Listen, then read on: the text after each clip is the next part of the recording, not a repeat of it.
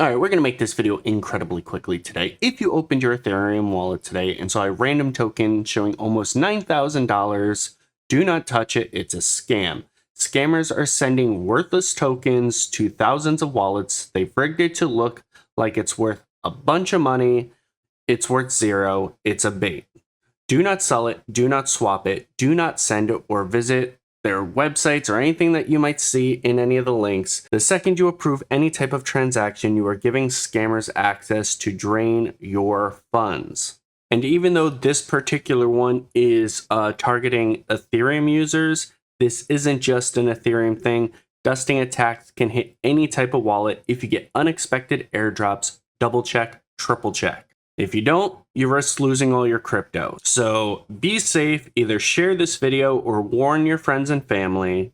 And that's going to do it for this video. All right, guys, take care, spike your hair, and I do hope you have a blessed day. Peace.